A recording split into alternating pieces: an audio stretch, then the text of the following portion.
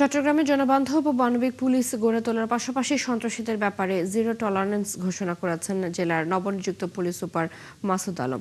রবিবার চট্টগ্রাম জেলা পুলিশ সুপারের কার্যালয়ের ১৬ শহর সম্মেলন কক্ষে অনুষ্ঠিত সভায় তিনি এসব কথা বলেন। সীতাকুণ্ডের জঙ্গল সলিমপুরের বিষয়ে পুলিশ সুপার বলেন, সেখানে পুলিশ ট্রেনিং সেন্টার স্থাপন করা হবে। রাস্তাঘাটের উন্নয়ন হলে ওই এলাকার পরিস্থিতি স্বাভাবিক হয়ে উঠবে। এছাড়া রাউজানের পরিস্থিতি নিয়ে তিনি বলেন, মানুষের জানমালের নিরাপত্তায় যা যা করণীয় তা করা হবে এবং কোনো সন্ত্রাসীকে প্রশ্রয় দেওয়া হবে না। ঈদুল আজহা উপলক্ষে কোরবানির পশুবাহী যানবাহনের নিরাপত্তায় পুলিশ সজাগ রয়েছে বলে জানান এসপি মাসুদ আলম। এই জঙ্গল সলিমপুর নিয়ে স্পেশালি ওখানে ওনাদের যে সরকারের যে প্ল্যান, তো ওইখানে কিন্তু 2টা পুলিশ একাডেমি হবে, যে ওখানে পুলিশ একাডেমি করবে, যেটা training centre, police training centre.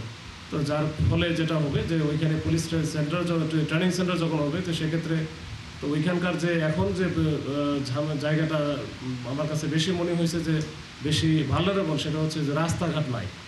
এই ভিতরে রাস্তাঘাট থেকে শুরু করে অন্যান্য অবকাঠামোগত উন্নয়ন যেটা, সেটা কিন্তু হবে।